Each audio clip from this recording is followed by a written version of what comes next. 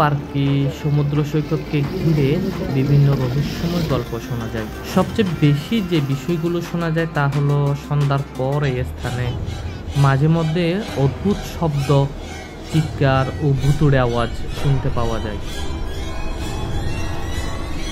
নাবিকরা ধারণা করেন সাইক্লোনের সময় নৌকা পাড়ে আনতে ব্যর্থ হয়ে মৃত্যুবরণ করা নাবিকদের আত্মাই নাকি এখনো নৌকা নিয়ে মাঝ সাগরে পাড়ি জমায়।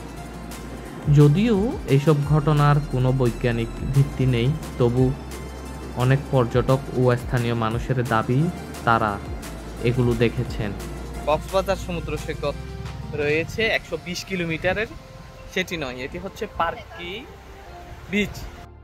একদম ঝাউবন ঘেঁষেই সাগর তীর। সাগরে বড় বড় ঢেউ আমরা দেখছি না, তবে ছোট ঢেউ ঠিকই রয়েছে।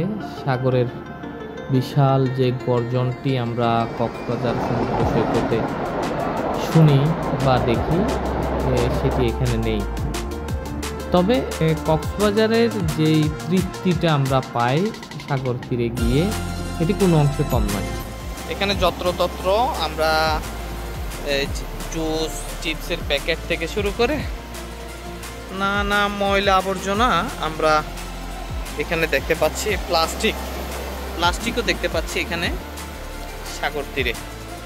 অর্থাৎ কক্সবাজার সাগর তীরটি যেভাবে পরিচ্ছন্ন দেখা যায়, পার্কি বিচটা সেরকম পরিচ্ছন্ন মনে হলো না আমার।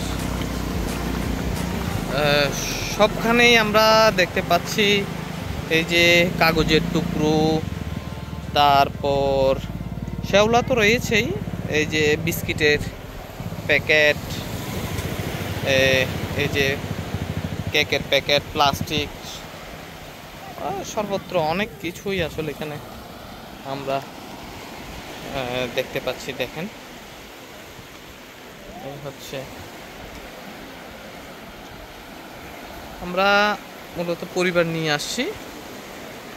জায়গাটি দেখতে খুব সুন্দর, তবে পরিচ্ছন্ন হলে, এখানকার পরিষ্কার পরিচ্ছন্নতা যদি বাড়ানো যায়, সেক্ষেত্রে এই বীজটিও আমি মনে করি ভালো একটি ভূমিকা রাখবে, পর্যটক আকৃষ্ট করা যাবে। এখানে কোনো অংশে আসলে 13 কিলোমিটার, এটা সম্ভবত ছোট হলেও দেখতে খারাপ নয় তেমন, কিন্তু পরিষ্কার পরিচ্ছন্নতা আরও বাড়াতে হবে।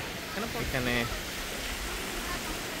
যে ছাতাগুলো রয়েছে, ছাতার নিচে অনেক পর্যটক বসে আছে, আরও বেশ কিছু ছাতা আমরা কক্সবাজারে দেখি। এরকম আমরা আসলে খালি পাই না ছাতাগুলো, পর্যটকের উপচে পড়া ভিড়ের কারণে। বাজারে গেছো, কক্সবাজারের বীজটা দেখছো, পার্কি বীজটা দেখছো, এখানে পার্থক্য কি, কেমন লাগলো বলো তো? কক্সবাজারে খাওয়ার জন্য অনেক কিছু পাওয়া যায়, কিন্তু এখানে কিছুই পাওয়া যায় না। আর কক্সবাজারে মানে এখানে পরিষ্কার পরিচ্ছন্ন থাকে, এখানে অনেক ময়লা আবর্জনা। হ্যালো গাইস, এখন টাটা।